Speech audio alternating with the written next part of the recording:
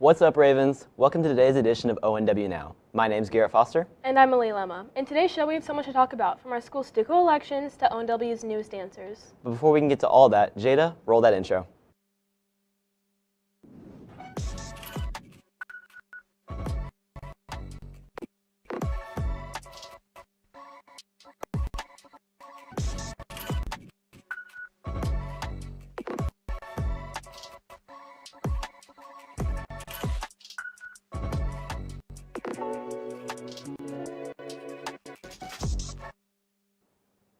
Starting off, today is election day for senior and junior committee, as well as student council. Voting is now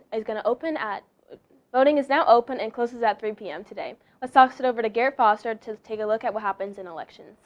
Elections for the 2025-2026 Senior and Junior Committee, as well as the Student Council, open today. But what most students don't see is the hard work the candidates put in to run for these positions. I decided to run for a senior committee position because it's something that I'm passionate about, and I like to help things move on into action. So by holding kind of like a leadership position, I'll be able to get things running, organized, and make sure everybody's on the same page. I think it just kind of helps shape kids and represents like democracy and get kids to kind of understand that who is running for them and who's going to represent them. Same thing what we do with elected officials. These students work very hard throughout the school year, which is why it's important to vote for them. It's important that you vote because it's things that are affecting you. So for example, we plan the senior breakfast, senior sunrise, senior sunset, homecoming. All those things are affecting you, so why not vote? Voting concludes at 3 p.m. today, and every vote matters. For the Raven Network, this has been Garrett Foster. The Video Entertainment Econ Department has been working very hard on their 2025 short films. Let's take a look at a trailer that was made by students working on their short films. You can't stay mad at me forever, you know. I know it's stupid of me to be mad at you. I'm sorry. There is so much ahead for both of you. I can't be stuck here with them. You are trash. I'm tired of this abuse from you. This is just a small part of your life.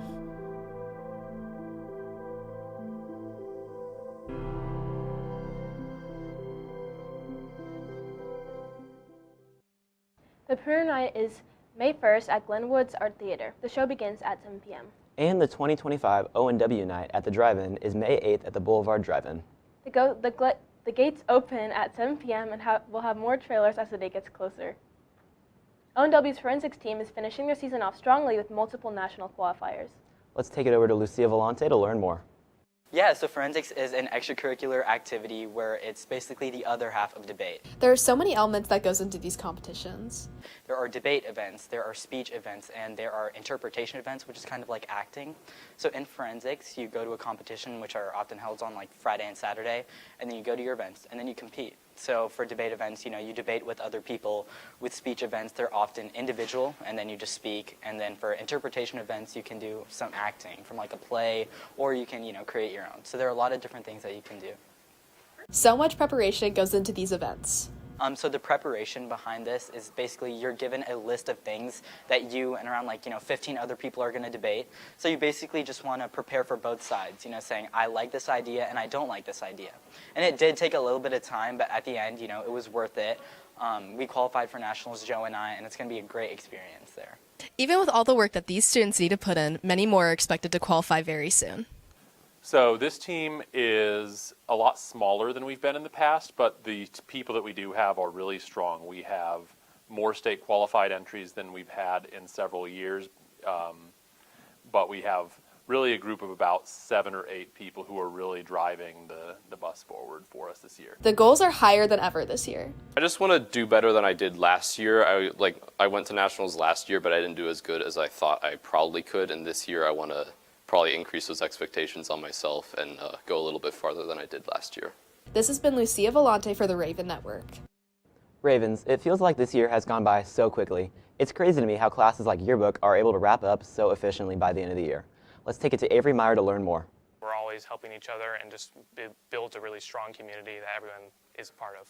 With the end of the year coming up, the yearbook team will soon be putting the finishing touches on all the work they've completed. This requires a lot of working together as a team. Yearbook is all about collaboration. There's 3 roles. There's writer, photographer, and designer. Different people work in different segments to keep everything running smoothly. The photographers are organizing or editing pictures from nights before where they go to events. The writers are always writing stories, asking for interviews. And the designers will be constantly designing their spreads and improving their spreads. Even if yearbook continues to run smoothly together, they still work against a strong time limit.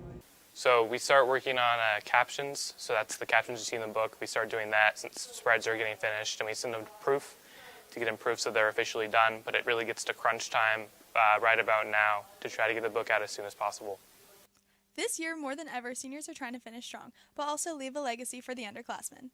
Yeah, with seniors leaving, we'll have to shift in leadership a little bit since the seniors are usually in the leadership roles. The people who are be leaders next year are really going to take charge of these next couple weeks, as it's going to be like a preview for next year almost, as the end of the year is really stressful. So it shows the people that are going to be in a higher role next year in yearbook.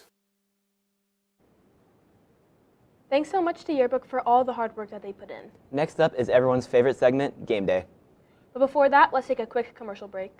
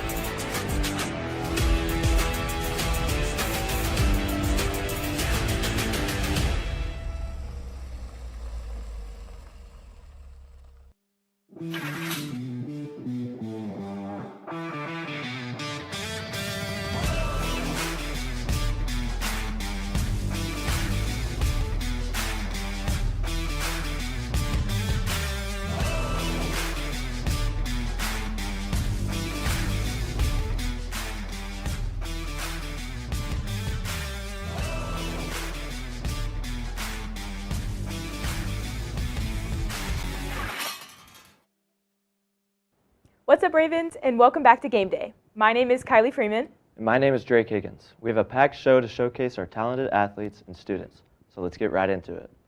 Yesterday, the tennis team came out hot, winning the team title in the 8-team Mill Valley Invitational. Senior Will Stewart and freshman Mitchell Terhune went 4-0 to win the top doubles flight. Sophomore Zaid Ashkar went 2-2 to finish 4th in the top singles flight. Junior Adrian Moneyrod and senior duo Connor McKinley and Nate Dewey went 3-1 to take second in the seconds flight of singles and doubles. Good job, boys, and good luck at your next meet.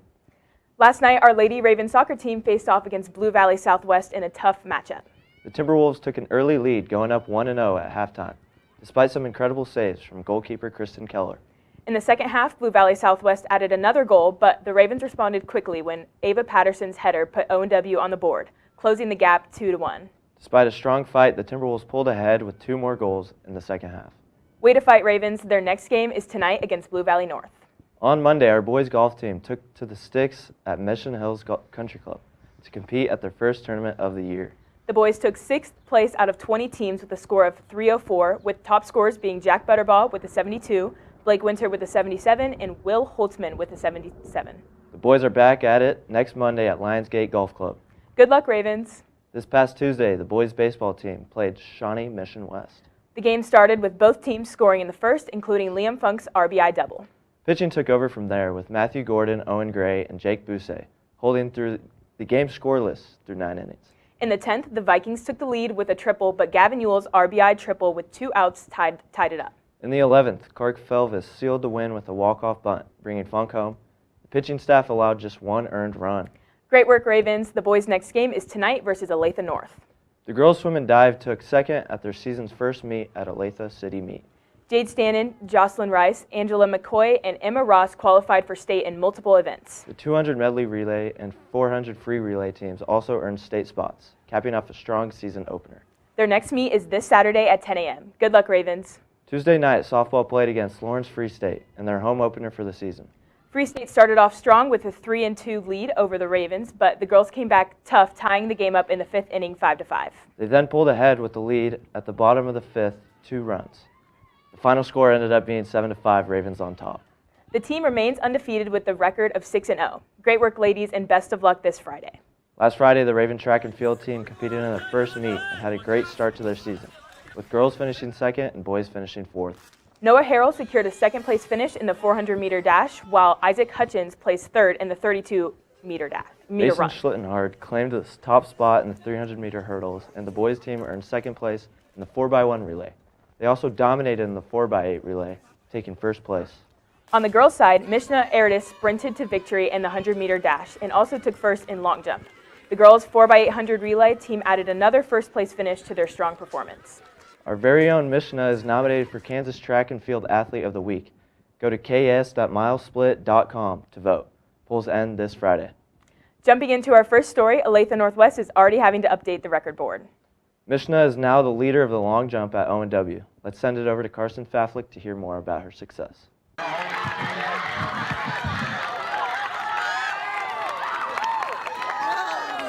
Let's go. Spring sports just kicked off and we already have some massive developments. School history was just made in the first track meet of the year. Multi-event athlete Mishna Eridis broke the girls' long jump record with a jump of 19 feet and 9 inches. She isn't done yet, however, and hopes to set a new record that will stand for years to come. My goal is just to stay healthy and hopefully break my record and hopefully, I want to be, untouchable.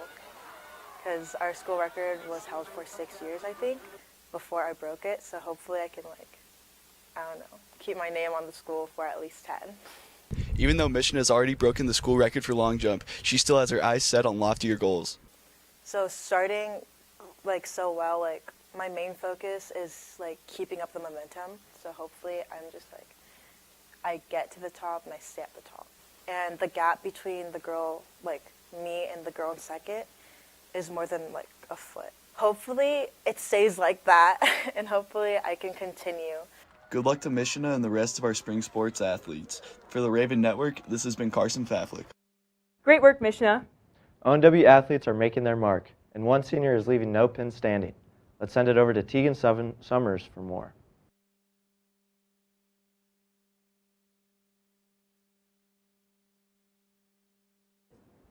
Speaking of winter sports, even though the wrestling season is over, records are still being broken.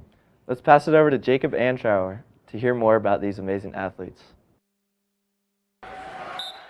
Recently, 2 of our very own varsity wrestlers broke school records, with Riley McCoy breaking the record for most tech falls in a season and Logan Youthon breaking the record for most reversals in a season. I think it's pretty cool. It's a unique experience. Not a lot of people get to break school records, and I get to be one of them. I'd say at the beginning of the season, I wasn't really sure if I was going to be able to break it, but towards the middle I was like, all right, I'm on path. So I started really to focus and just get to positions where I could get my reversals and really start focusing on that record. I wanted to break the record. I didn't know if I could do it or not. And then there's strategies. When I go out on the wrestling mat, I just look to score as many points as possible. These records are not great only for our school, but also affected the wrestlers at state. I think it was probably my hunt to get the tech fall record because I was always looking to score points in any position. I'd say my reversals were a big part of it because it helped me really realize that I'm comfortable in every position, and being able to be comfortable everywhere is a good base to just being able to work. Once again, a huge congrats to these 2 amazing athletes. Your accomplishments are truly inspiring. For the Raven Network, this has been Jacob Amtire. Taking it back, ONW athletes are making their mark, and one senior is leaving no pin standing. Let's send it over to Tegan Summers for more. Girls bowling might not be the first sport that comes to mind at Olathe Northwest, but one senior named Emma Reese has surely left her mark. With the support of her coach and teammates, Emma has led the Ravens to exciting new heights in competitive bowling. To hear that I had made it to state made me really happy. Last 3 years I made it as a team, to make it as an individual my last year. I can't even explain how happy I was. I pretty much bursted into tears. I was so happy the fact that I was able to make it to state all 4 years of my high school career. Emma's 4-year journey to state has not only set a new standard for the ONW bowling team, but it's also helped raise the profile of the sport here at ONW. With the support of her coach and teammates, Emma has led the Ravens to exciting new heights in competitive bowling. Well, I see on the highlights, there's a whole bunch more football and basketball, and there's like 2 or 3 bowling, and one of those videos being from 2 or 3 years ago. And so I feel like we aren't always told good job at our accomplishments, and it's just severely overlooked by it probably not being a very popular sport. Emma Reese's remarkable 4-year career here has left a lasting impact on Olathe Northwest bowling program. As the team continues to grow, both Emma and Coach Gepford are excited about the future of the sport at ONW and hope to inspire even more students to get involved. For the Raven Network, this has been Tegan Summers. Our students from the Raven Network just recently held their 3rd and final media day of the year. Fernando Lopez covers what's going into Spring Media Day. The start of every sports season, Ecom hosts Media Day. It's evolved a ton, Media Day. I mean, when we first started out years ago, we started out just doing the interviews. That's it. All we did was the interviews. And then it grew into doing hype videos just for the football team because we had the video board over at CBAC. And then it grew to every sport from every season, fall, winter, spring. So it's changed a lot from when we first started years ago. Past Media Days have helped shape the format we have now. This year, me and a couple other people wanted to make Media Day just even better, top the years before. So we added new backdrops. This year we also added a better white backdrop that we could do way more action shots. We could get more team pictures in and stuff for our graphics. And then our panel just has gotten better every single year too with our moderating. I think a lot of our seniors this year, they wanted to make this year the best that it could possibly be. Without the resources available for the eCommunication Academy, Media Day wouldn't be possible. With our program, we have access to a lot of different equipment that is at a professional level, so we have the opportunity to do more professional looking things. Since we have this professional grade equipment, I've seen at other games and stuff, just being on the field, everyone is quite impressed with how we do our media stuff. Our past Media Days have been a stepping stone for others to follow. In my mind, we've kind of set the bar high and we've set the standard for the other schools to follow. As you've noticed, when we started doing the panel and hype videos, they started to do hype videos as well, which is great. It's a compliment, right? We can't wait to see what's in store over the next couple years. From the Raven Network, this has been Fernando Lopez. Well, Ravens, that's all we have for today's game day segment. This has been Kylie Freeman And Drake Higgins. Let's send it back to the desk. Today, our Hispanic Leadership Club is hosting a Luteria night from 6 to 9 p.m. in the Commons. They'll be selling food for cash and holding a costume contest. So be dressed as your favorite Luteria card. The winner has a chance to win a prize, so good luck, Ravens. Did you hear that our school has some new dancers? Oh, really? Well, I haven't heard anything. Well, in that case, let's take it over to Ashlyn Vaughn to learn more about our school's Raven men. 5, 6, 7, 8, good. Pop and throw. Not yet. This Friday, April 4th, is RDT's spring show. In addition to their own dancing, they have a group of boys from our school that will be performing as well. Raven Men is pretty much like a powder puff, but for dancers. So the dancers get to choose all the different guys that go to Northwest. The Raven Men practice twice a week at 7 a.m., where they get to stretch, learn part of the routine, and have fun with all of their friends. We perform at the dance team spring show and at a pep assembly. Even though the practices have been very early, these boys have been dedicated to making this performance their best. The most challenging part is definitely the yoga in the beginning, because the dancers, you look up and they're already in 3 different splits. I say get the timing down, because most of us don't know how to count, so it's pretty hard to get every dance in sync with each other. We had some of the Raven Men show us their favorite part they learned while dancing.